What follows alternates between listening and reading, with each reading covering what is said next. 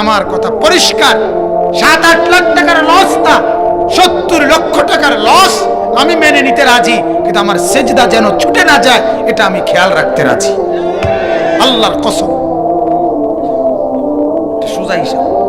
দুনিয়া পুরাটাই লস, ঠিক কিনা বলেন না? দুনিয়ারে আল্লাহ পুরাটারে কইছে ধোঁকা, কথা কয় না? দুনিয়া পুরাটারে আল্লাহ বলছে তামসা। ওয়ামাল হায়াতুদ দুনিয়া ওয়ামা হাদিহিল হায়াতুদ দুনিয়া ইল্লা লাহবুন ওয়া লাইব। আল্লাহ বলে আমি বানাইছি বান্দা, আমি বলতেছি এটা তামাশা, এটা খেলাধুলা, খেলনা। আমনে না কোন এটা আসল, আল্লাহ কয় এটা খেলনা। কথা বলেন না?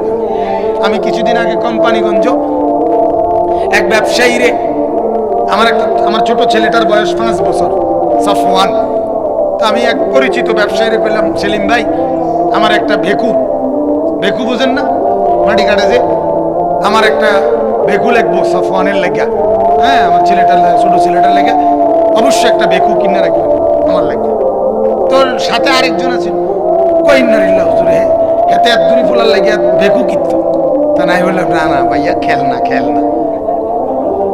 কি মূলত কি খেলনা, মানে ওই ভেকু খেলনা ভেকু আরে। তা আমার তখন মনে হইলে আরে আল্লাহ তাআলা ঠিক এরকম বলছে, হেইতে যে একটা দফাদফি করতে আছে 10 তলা ফ্ল্যাট করিয়ে। আল্লাহ কয় বান্দা, আর শাজিম থেকে আল্লাহ হাসে, আর হাসা কয় আনিস খেলনা, ঠিক না? তো এনা করে কি বিল্ডিং, আল্লাহ কি কয় আনিস এটি খেলনা, এটি ফেলনা, এটি হুদ্দা না, হায় হুদ্দা না, থাকতো না তৈরি। যেদিন সব খুঁজে ফেলবি সেদিন কবর তুলে ডাক দিয়া বলবে, এই বেটা দিয়া ছেড়ে দে বিল্ডিং, ছেড়ে দে ওই দালান প্রাসাদ, একটা লাঠি দিয়া নাফরমানকে কবরে ফেলে দিয়ে কবর বলবে, আয় বেটা দেখ, ডানেও আর কোনো টাইলস নাই, বামেও নাই, পায়ের দিকেও নাই, মাথার দিকেও নাই, উপরেও নাই, নিচেও নাই, দেখ চতুর্দিকে মাটি আর মাটি। কি ভাবছিলি? কোথায় সোফা, কোথায় খাট, কোথায় ভালো টাইলস গুলো, কোথায় পাইপের গেট, কোথায় থাই গ্লাস, কোথায়? খবর তখন বলবে, বান্দা বল সেগুলো কোথায় রেখে আসছো?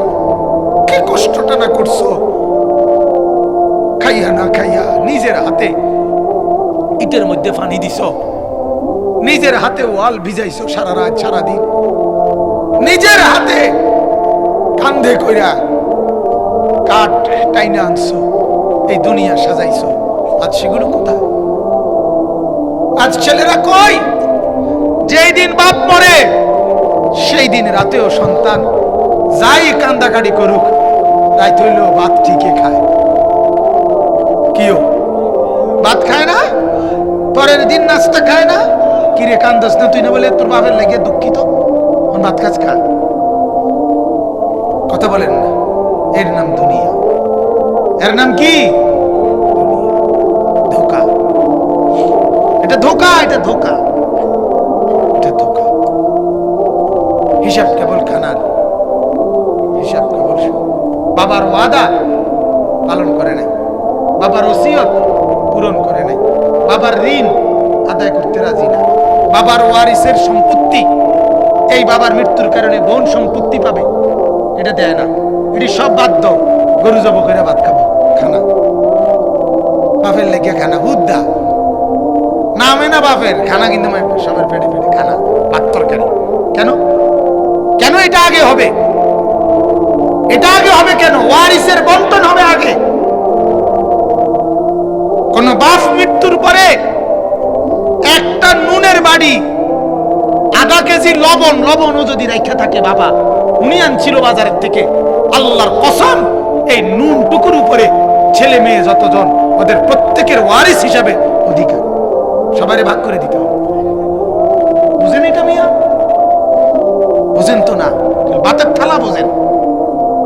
ওয়ারিস শুধু জমির উপরে হয় না, বাবার স্থাবর অস্থাবর সবকিছুর উপরে ওয়ারিস। একটা নুনের বাড়ির উপরে ওয়ারিস।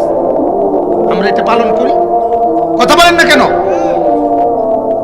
খানাটা হেতে হেতে বাফে মরছে, এতে ফুলাগা কান্দে, আর মানুষে গিয়ে কয় খানাটা কোন দিন করবা? আরে বুঝছি তো, কান্দা তো আইয়ে বুঝছি আমারও, কিন্তু ফাঁকি দিয়ে কথাটা ভাঙ্গে লইলে ভালো ছিল। খানাটা কোন দিন করবা? আরে বুঝছি বুঝছি নামনি ডাকাত, তুই তো বাতে না টুয়াইতে আস, তুই তো মূর্খা না টুয়াস বেটা। 7 দিনের দিন বাতের উপরে এত চাপা চাবি বলেন না মিয়া? হ্যাঁ, এটা এটা এটা আইছে বেঙ্গেল, এটা জানাজার মাঠে কইয়া নাও।